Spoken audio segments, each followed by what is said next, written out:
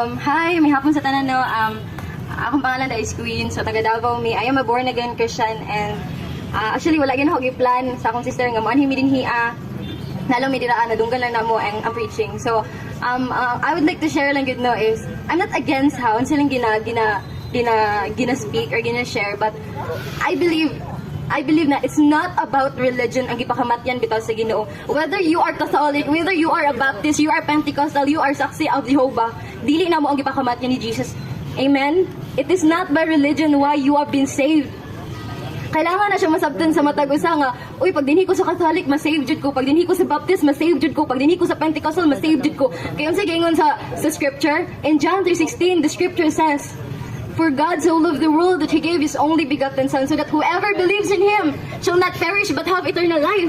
Wala gingon dito nga, for God so loved the world that whoever become a Catholic, that whoever becomes a Baptist, that whoever becomes a Pentecostal will be saved. But ang gingon dito, whoever accepts and believes His Son shall be saved and have eternal life. Mo nang gingon sa Ginoo. That's why it's useless nga naabit yung argument when it comes to words sa Ginoo. It becomes useless bitaw nga no awayan ang Bible, ang truth, because there is only one truth. Jesus is the only one truth, because Jesus is the way, the truth, and the life.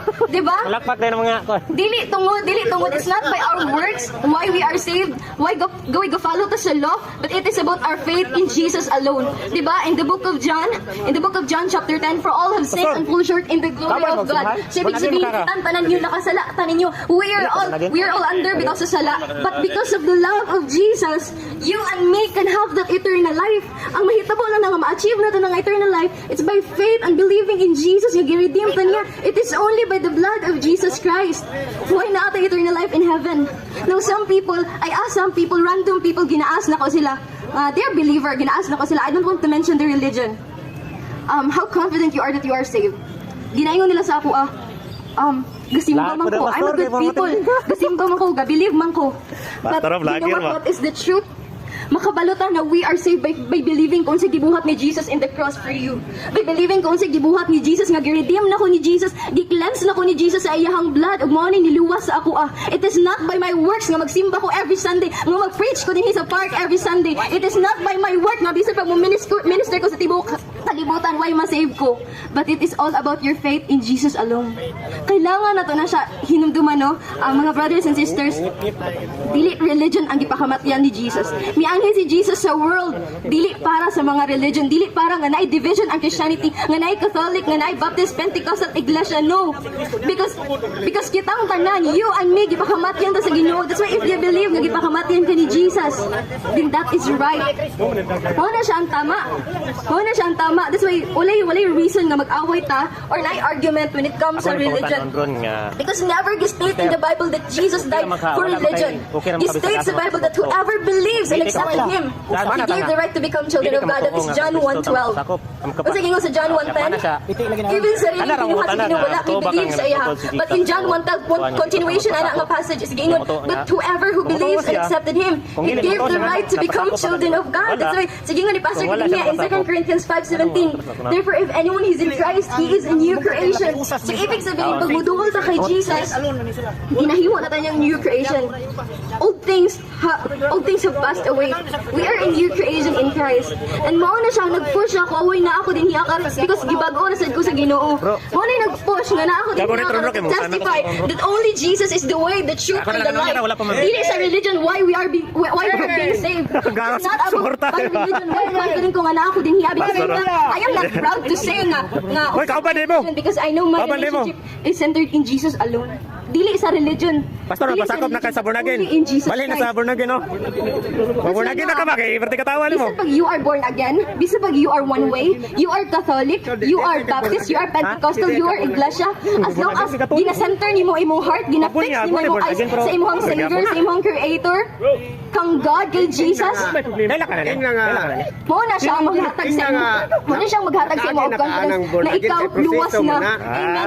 That's why kung pangutanon ko ninyo karon sister, Proud ba ka nga luwas na ka? Kaya magbahin na kasi ang pundo, Pastor. I am saved. Hallelujah, amen. In the name of Jesus. I am confident na mo speak, you know, na mo testify. Na it's not by my works na magbinukan ko every day, na mo-obey ko sa akong parents, na mo-ato ko church every Sunday. It's not by my works alone, but it is the blood of Jesus alone na mo ni-save sa ako. Mo ni-redeem sa ako. Mo ni-hatag og new life sa ako.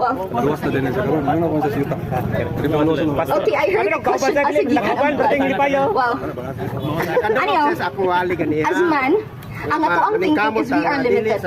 Sometimes we are limited bitaw. We are not God. Nakaya na to mag-go deeper pagid kung unsa ang wisdom nga nasa Ginoo. It's because we are just human. But gitagaan ta og wisdom sa Ginoo from the Holy Spirit. Asa gikan ang blood gikan kay Jesus. Ang blood nga giulan ni Jesus sa cross man ni niluwas sa imog sa ako. Imuhan ang tuuhan na it is by the blood of Jesus Christ. Why you have that faith in your heart right now? Why? Okay, kay sister. Kabalo mi nga biktima lang ka. So I repeat, my question again, mangutana ka. Yes. Okay, so you're claiming na inyuhang religion ang right?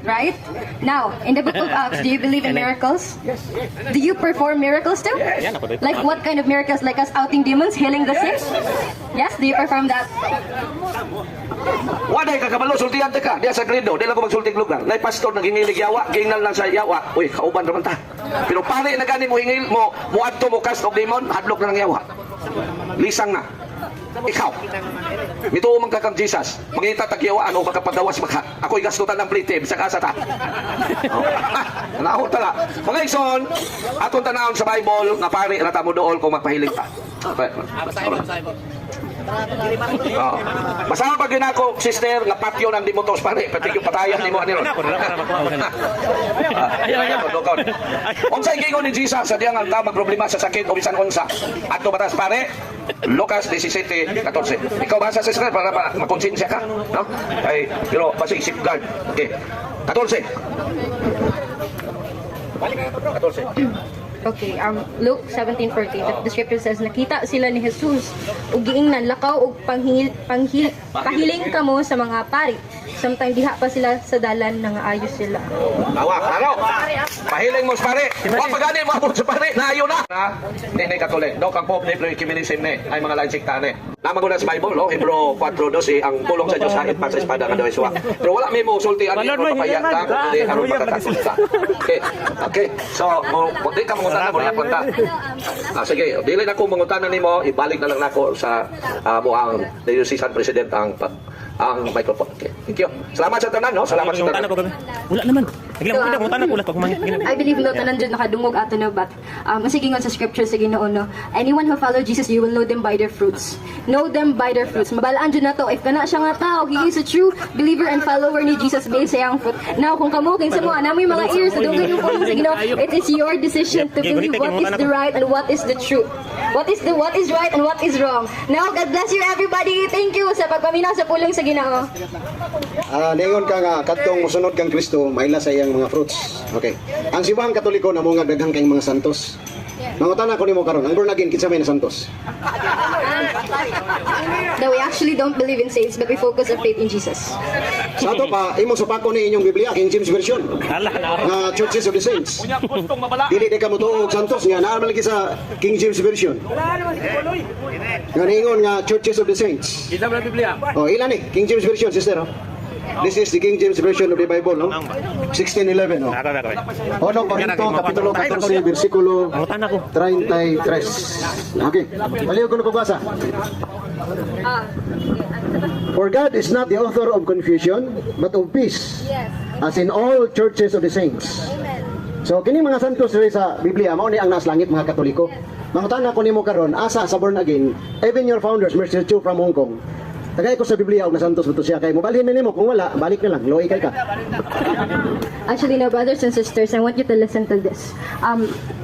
Daghan man jud kayo mong nadunggan nga mga information karon no about anything when it comes to religion and faith in Jesus. But one thing nga gusto lang yun ako i-clarify sa inyo hanong regard kato sila Paul, matawag gid sila nga saints kato nga times, but we are now living in this generation. And sa gingon sa word sa Ginoo no, kung unsa nga spirit ang naa ato nga mga tao, unsa ang spirit nga naa kay Paul, kang Peter is the same spirit Spirit that lives in you when you believe in Jesus. So mao dyan na siya nga ko ang stand. Mao dyan na siya akong stand sa tibok na akong kinabuhi and never gina siya ma-change. Nag-follow raman gud mi sa imong statement, ningon man ka nga naay fruits. Unya ang born again wala man nga santos. Unya ang Katoliko na may daghang santos. So asa man ta karon? Katong naay na santos o katong inyong wala? Okay, no? So, ang tinuod nga fruits of the Holy Spirit, no, is love, peace, joy. Love, peace, joy, understanding, patience. Dili ang saints. Okay, hallelujah. Dili na mao, okay? Mao na siya ang tinuod nga fruits of the Holy Spirit. That's why we are a new creation in the Lord. That's why dili na to kaya manulti ug maot sa itong isig ka tao. It's because that is the Spirit of the Lord that lives in us. Muna nag-dwell sa ato, Tama imong giingon nga ang fruits of spirit love. Ang Katoliko nagsigig ampo sa inyo sa kalag-kalag tanan giampo. Pero ang madungog na to sa born again puro atake sa Katoliko, especially images, Mama Mary, saints. Asa man ang love ninyo ana? Okay, ano man ako, sakit mo yun ang truth, no? But when you know the truth will set you free. Sakit yun ang truth. And dili jud mawala. In this dark world, magawas jud what is truth. Now, sorry kung sometimes masakitan ang inyong church. Now, sorry kung sometimes na may ma-hear ng mga ngana. But I'm telling you, when you hear what is the truth, seek the truth and the truth will set you free. That's all. Layo kayo. Layo kayo ang imong mga tubag. Napay lain kadaghan man ko kagiwali gani ha. Ningon ka ganina nga ang pagtuo luwas na. Faith alone can save. Sa James chapter 2 verse 19, ang yawa nagtuo. Sa to pa pareha mga to maluwas ang yawa. Of course, in the beginning, there is an enemy naman good. Na naman good yawa. In the beginning pa, wala pa ta, na naman dyan na si devil. But maulagi, si devil magud wala siya gusto mo bow down sa Ginoo. Gusto niya nga even kita mo bow down ta sa iya. That's why kapag giingon bitaw na ko nga it is by faith nga may way maluwas ta. So sa faith magpagsugod. Sa faith mag-start by mo pagtuo bitaw sa Ginoo nga giluwas kanya, gipakamatian kanya, nga gi-redeem kanya, nga hinluan na kaniya sa imong mga sala. Mao na siya nga faith. Akong ginabuot pasabot. Mao na siya nga faith. So, dili na kinanglan ang buhat. Ang James 2:14 atong basahon. Mga igsoon unsay kapuslanan kuno sa katawo moingon nga siya adunay pagtuo apan wala siya maayong mga buhat. Makaluwas ba kaniya ang pagtuo? Dili gayud. Si St. James ningon dili makaluwas kon faith lang, faith alone. Ningon ka nga faith alone. Asa may tuuhan namo? Ikaw o si James? Now, brothers and sisters, no, ang salvation na to din haa sa Ginoo. Mo na siya ang faith na to din haa sa Ginoo or kanang salvation nga gituon na to nga we are redeemed by the blood of Jesus. Mo na siya mo result sa good works. Amen. Mo na siya mo result sa good works. Why mo love daw ka? Why kaya na to mo forgive og tao? Oy dili na to kaya mo sultig maot sa kataw. Sa to isig kataw. No dili ibig sabihin no nga magbinutan ko all by my life it gusto ko maluwas ko sa langit. No. We are never righteous in the sight of the Lord. No unless dili na to dawaton si Jesus because Jesus is the only way. He is the truth and the life. Mao na siya, that is the truth. Wala gyapon matubag ang pangutana sister. Na-contradict sa imong statement, no? Ning layo no, ning Layo sa tinuod. Nga, niingon ka walay reliyon makaluwas. Si San Pablo sa 1 Timoteo 3:16 ningon siya, walay makalimod unsa kadako ang tinago sa atong reliyon. Si San Pablo na reliyon. Niingon ka di makaluwas. Sa to pa katong reliyon ni St. Paul dili to makaluwas. Asa may tinuod ani kanang dili makaluwas o kaning naay giingon sa Biblia nga makaluwas? Na siya religion.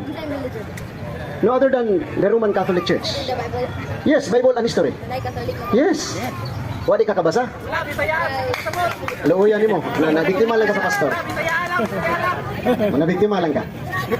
Atong prebahan. Unahon na to ang history. Atong unahon ang history pagbasa ha. Timbang-timbangan. Oh, tinawag kita. Paguli nimo, timbang-timbangan kay nabiktima ra man ka. Okay. The New Book of Knowledge, page 257. Title, Roman Catholic Church. The history of the Roman Catholic Church began in Upper Rome in Jerusalem almost 2,000 years ago. About 120 persons were gathered there. Nani sa buhat 1 o 2, 120 kabok Katolikong Kristiyano nasa Upper Rome. Kung saan sila? Mga Roman Catholic Church. Founded by Christ. Okay, naba kay ebidensya ikapakita nga ang Catholic dili founded by Christ? Sumala sa gitudlo sa inyong pastor kay sige magpanaw yung pastor sa mo. Na mo endurance wala. To be honest na wala jud ever this is the truth. Wala jud ever nang daot among pastor about sa Catholic. No, I don't know when it came up na sa ilang thoughts but actually atong giingon ni pastor bitaw nga naabag daw ni specific na reference kung amo aban church mo ba ting pastor amo aban church ang sir. Okay, you're Catholic. So actually, no, wala kabalo mo, when you're, ano niyo, kung kinsa din ano, ang gagiingon sila nga mali ko, pag ginaingon ninyo nga mali ko, nga I'm lying, wala ko nagasulti sa truth, well, I'm telling you, siguro wala ko yung boldness mo stand here kung wala ko gibago sa Ginoo. But it is tungod sa love sa Ginoo, na encounter na ko ang love sa Ginoo, muna ni hatag sa ako ang boldness, muna ni change ako isig kataw, muna ni change sa akong tibuok kinabuhi, no. So, dili gid siya nga kanang tungod lang sa kung unsa ko na-inherit sa ako ang parents, no. But it is because of the love of Jesus, Lord. Mao gina siya. It is because by the blood of Jesus Christ. Okay, asa man ang tinuod nga bunyag? Bunyag sa Katoliko o bunyag sa born again? You mean water baptism? Actually, wala man jay kanang, wala man jay nga mao ni ang nindot, mao na ang dili nindot. As like what I have said, it doesn't matter whether you are Catholic, you are Baptist, you are Pentecostal, as long as nagpabaptize ka, it's good nituo ka kung sa gibuhat ni Jesus across for you, then mao na siya ang truth.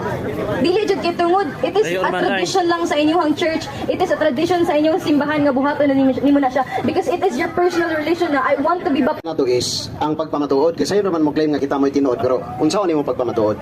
Okay, ako nang nabasa nimo nga ang Roman Catholic Church founded by Christ. Kunya kang ang born again kay Joe. Naman gud sa Psalms chapter 127 verse 1. Pabasaha bro. Atong mabasa nga ang pundok nga tinugod og tao dili makaluwas. Kay si Kristo ra ang makaluwas nga pundok. Nganong nagpasakop man ka sa born again nga tao ray nagtukod? Nganong gibiyaan man nimo ang Katoliko nga tinugod ni Kristo? Palihog to ba? Okay, so dili pa makaingon gid no nga ang Catholic is tinukod siya ni Jesus. Dili po ta makaingon nga ang amuang religion is tinukod na sa Ginoo. Now, when you believe, okay, I have the questions, all Catholics here. Do you believe that the Spirit of the Lord dwells in you? Do you believe? Ikaw, mutuo ka? Kung mutuo ka nga na ang Spirit sa Ginoo sa imo, what does it teaches you? Unsa? Isa lang, give me. What does the Spirit of the Lord teaches you? Kung you are a proud nga sa imong what does the Spirit of the Lord teaches you? Just one. Ha? Bisaya lang daw kay mag-isip tubag. Okay. You know what, brothers and sisters? When the Spirit of the Lord dwells in you, naagid sa mga palibot nimo dinhaa, daghan gid sa inyo laylahi mo believe. Laylahi mo believe. But you know what? When you believe and kung tong time or kung wala pa nimo na-accept si Jesus, kung ang pagtanaw nimo kan unsa man ang truth or unsa man ang gina-preach siya uban nga mao ang kamatuoran, I'm telling you. Daghan kaayo pwede makait ang huna-huna sa tao. But when the Spirit of the Lord dwells in you, kung ang Spirit sa Ginoo nagadwell sa inyo, wala siya laing gina-lift up, dili ang kaugalingon, dili ang religion ang iyang gina-lift up, but si Jesus iyang gina-lift up. Dili ang iyang belief ang gina-lift up niya, dili ang iyang sarili nga church, dili ang sarili niya nga work sa Ginoo, but only si Jesus. Mo na siya. Ang truth. Layo na kay Kastinood, ma'am. Sister, layo na kayo. Okay, napay lain din about the Holy Spirit. Last na lang, last question. Last question. Sister, last question na lang. Sister, last question na lang. Okay, pwede pa? Last question? Okay, naingon man ka nga kinahanglan madawat na to ang Holy Spirit. Ang Holy Spirit, gibuko ni Kristo sa iyang mga pari, mga apostoles. Gibubo niya pinagi sa pagpuyok niya San Mateo, San Juan, Kapitulo 20, 21, 23. Atong masahon. Mo ni ang nasulat. Unya si Jesus miingon kanila, mainyo ang kalinaw. Ingon nga ako gipadala samahan, ako usab nagpadala kaninyo. Gisulti niya kini ug unya gihipan niya sila og giingnan dawata ang Espiritu Santo. Kung pasaylo ninyo ang mga sala sa mga tao, kini gipasaylo. Kung ang ilang sala dili ninyo pasayloon, dili usab pinasaylo. So ang gibubuan ni Kristo dinhi sa atong gibasa ang mga apostles, mga pari, nga gitagaan niya authority to forgive sins. Okay. Klaro, ang mga pastor asa mabasa nga ginibubuan po sila ni Kristo niya. Sila mo gitugot o gitugutan rin sa kalibutan nga magwali. Basahin ko sa Biblia.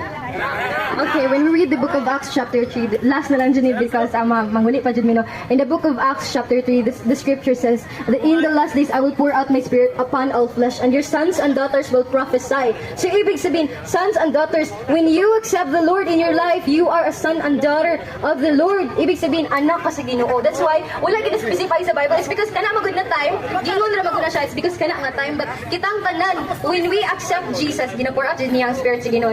So, thank you sa tanan, manguli na dyan may kay gabi na. Sa buhat Kapitulo 3, ingon ka nga ang Spirit sa Ginoo gihatag sa ilang mga anak. Ang katugang ni Kristo, mga Katoliko, why born again? Anong i-appeal man mo ani nga mga Katoliko man ang gitagaan sa Holy Spirit, di man kamo? Okay, wala na. Surrender na siya. Wala na daw siya mabuhat. So, daghang kay salamat sa atong Salamat. bisita.